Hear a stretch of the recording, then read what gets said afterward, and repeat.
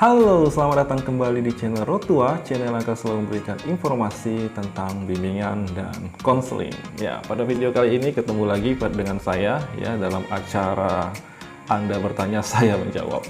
Ya, walaupun sebenarnya nggak ada acara itu ya, tapi karena ada yang bertanya kepada saya, ya saya akan menjawab ya. Nah, kali ini pertanyaan tersebut datang dari Facebook ya. Beliau menghubungi saya di Facebook ya. Saya sangat berterima kasih karena ternyata teman-teman ada yang menaruh perhatian pada channel YouTube saya. Nah, sehingga banyak sekali pertanyaan yang masuk kepada saya ya. Baik lewat Facebook, lewat Instagram, bahkan lewat WA ya. Nah, pada video kali ini kebetulan pertanyaan tersebut masuk lewat Facebook ya. Nah, pertanyaan ini datang dari teman kita ya, seorang mahasiswi ya dari Sukabumi, di salah satu wilayah di Sukabumi ya. Tadi saya sudah sempat bertanya di mana universitasnya, tapi beliau belum sempat menjawab ya. Tapi saya sudah meminta izin beliau untuk membuat konten menggunakan chatting ini ya. Nah, beliau sepertinya mendapatkan tugas dari dosen ya, karena beliau mahasiswa, untuk mewawancara salah satu guru BK, dan saya punya kesempatan untuk diwawancarai dan ditanya. Dan apa pertanyaannya? Ya, tentu saksikan video ini sampai selesai. Oke?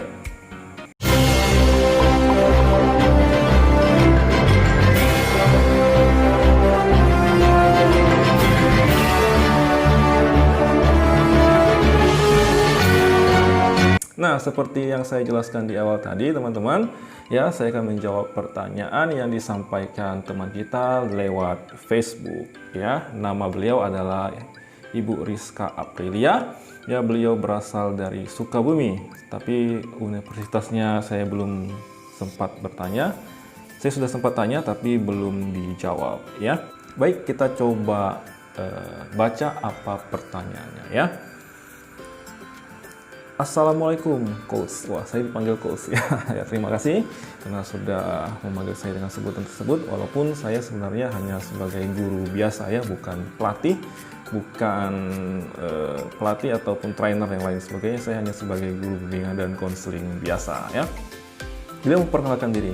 Saya mahasiswa bimbingan dan konseling ingin melakukan wawancara kepada guru BK.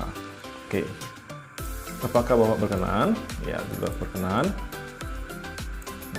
Menurut Bapak, apa yang perlu dipertimbangkan oleh guru BK atau konselor ketika menentukan instrumen dalam melakukan asesmen kepada siswa, dan apa contoh nyatanya? Ya, nah baik. Nah, sebelum dijawab, ya kita harus tahu dulu instrumen dalam melakukan asesmen. Ya, instrumen itu artinya alat dalam melakukan asesmen bimbingan dan konseling. Nah, instrumennya itu ada dua ya, ada yang bentuk tes dan ada yang non tes. Nah, guru bimbingan dan konseling sendiri sering menggunakan instrumen non tes ya, ada DCM, ada AKPD, ada ITP dan lain sebagainya. Nah, di sini beliau menanyakan ya, apa yang perlu guru BK pertimbangkan untuk menentukan instrumen dalam melakukan asesmen kepada siswa ya. Nah, di instrumen yang harus dipertimbangkan dalam menentukan instrumen yang tepat untuk melakukan asesmen kepada siswa itu adalah tergantung kebutuhan apa yang ingin diungkap oleh konselor terhadap klien-kliennya ya. Nah, misalnya seorang konselor ingin mengungkap tentang tugas-tugas perkembangan yang masih kurang pada peserta didiknya, maka konselor membutuhkan instrumen non-tes yang bernama ITP atau instrumen tugas perkembangan, ya kan? Nah, begitu juga kalau seorang konselor ingin mengetahui permasalahan-permasalahan yang sering terjadi pada remaja yang juga dialami oleh klien-kliennya, karena kliennya itu rata-rata seorang remaja ya kan, baik dari SMP sampai SMK atau SMA ya kan. Nah, konselor bisa menggunakan instrumen non-tes namanya DCM atau daftar cek masalah, atau juga bisa menggunakan AKPD jika hanya ingin melihat materi-materi yang tepat ya, yang cocok untuk anak-anak SMP dan SMK, atau SMA bisa menggunakan AKPD, analisis kebutuhan peserta didik, yang lebih simpel gitu ya kan.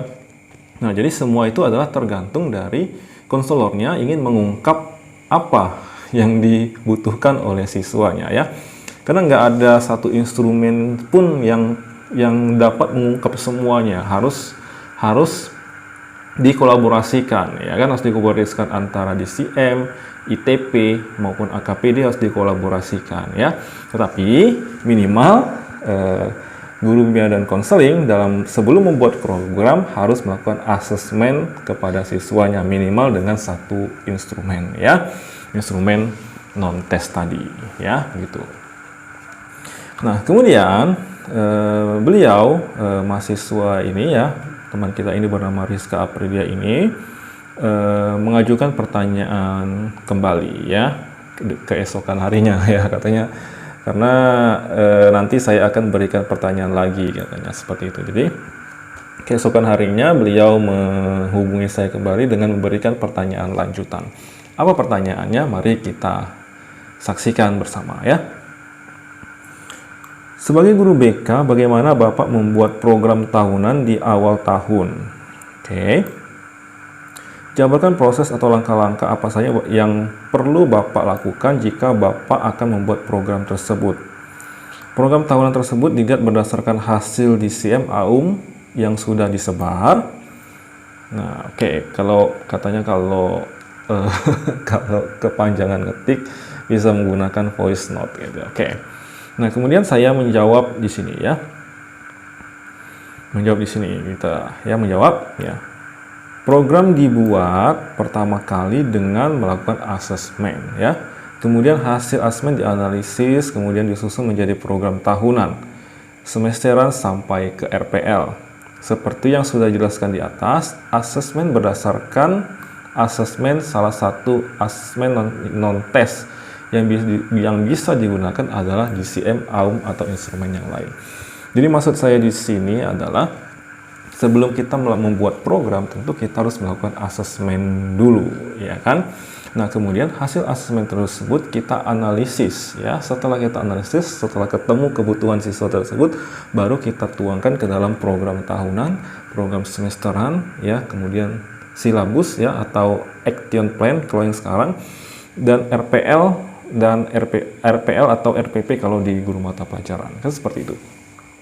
Nah jadi asesmen itu nggak harus hanya DCM atau AUM, bisa menggunakan ITP ataupun AKPD ataupun instrumen-instrumen non tes yang lain yang dikuasai oleh guru BK tersebut. Jadi semuanya harus berdasarkan guru BK, tergantung kemampuan guru BK. Kalau guru BK-nya menguasai instrumennya AKPD ya gunakan AKPD. Kalau menguasainya ITP ya gunakan ITP. Kalau menguasai tiga-tiganya boleh gunakan semua, malah lebih bagus ya seperti itu. Tapi minimal gunakanlah satu instrumen non-tes untuk melakukan asesmen kepada siswa dan siswi kita agar kita mengetahui kebutuhan siswa-siswi dan kita sehingga memudahkan kita dalam membuat program tentunya. Oke. Seperti itu ya.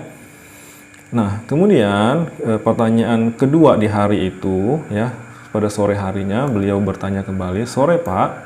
Lalu pertanyaan selanjutnya, "Apa manfaat menguasai instrumen non-tes atau contoh konkretnya seperti apa?" Oke ya.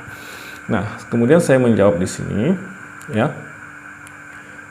Manfaatnya kita akan tahu apa yang harus dilakukan terhadap setiap peserta didik ya, sehingga kita mengetahui kebutuhannya dan memudahkan kita dalam membuat program yang sesuai dengan kebutuhan sehingga layanan BK tepat sasaran ya.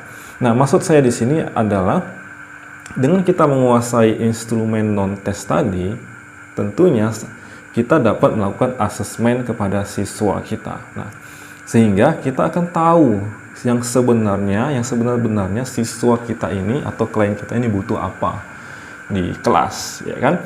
Nah, sehingga kita bisa melakukan pelayanan yang tepat sasaran, yang sesuai dengan kebutuhan siswa-siswi kita ya, dibandingkan kita hanya menerka-nerka, menebak-nebak ya apa yang akan kita berikan kepada siswa kita. Nah, tentunya akan lebih baik kita mengetahui di awal sehingga layanan yang kita lakukan tepat sasaran ya, seperti memanah Setelah kita tahu sasarannya, maka akan tepat sasaran. Dibanding kita hanya memanah tanpa arah, kan tentu nggak akan tepat sasaran. Nah, seperti itulah fungsi dari asesmen supaya layanan yang kita lakukan tepat sasarannya seperti itu. Itulah contohnya ya. Nah, kemudian yang ketiga beliau menanyakan lagi, lalu Pak, untuk penutup kira-kira model kegiatan pembelajaran apa yang kira-kira cocok? Nah, ini yang masih juga merupakan kesalahan ya, kesalahan yang kurang tepat sebenarnya kalau BK itu disebut dengan kegiatan pembelajaran. Makanya saya kemudian menjawab di sini kalau dalam kegiatan BK itu bukanlah kegiatan pembelajaran, tetapi kegiatan layanan. Walaupun kegiatan layanan tersebut dilakukan secara klasikal, tetap saja itu namanya adalah layanan klasikal ya, layanan klasikal. Jadi dalam BK tidak ada layanan pembelajaran, tetapi layanan klasikal ya. Oke. Nah, kemudian kalau ditanya metodenya, saya menjawab kemudian metodenya adalah tergantung keterampilan guru ya, bisa ceramah ya, bisa metode diskusi atau jigsaw dan lain-lain ya, itu tergantung dengan keterampilan gurunya ya. Nah, itu karena tidak ada satu metode dalam pelaksanaan layanan BK itu yang sempurna ya, makanya harus dikolaborasikan ya. Ya, bisa hari ini diskusi melakukan layanan klasikalnya boleh, bisa besoknya menggunakan saintifik boleh, dengan guru dengan siswa meriset ya kan, meriset di internet atau meriset di perpustakaan atau bertanya dengan guru-guru yang ahli di bidangnya bisa ya kan, atau dengan metode jigsaw dan lain-lain sebagainya. Itu tergantung dengan keterampilan gurunya ya. Jadi kalau masalah metode tergantung, kembali sekali lagi tergantung dari keterampilan gurunya dalam melakukan pelaksanaan layanan bimbingan dan konseling secara klasikal. Jadi saya kira itu ya. Jika ada pertanyaan teman-teman ya yang lain yang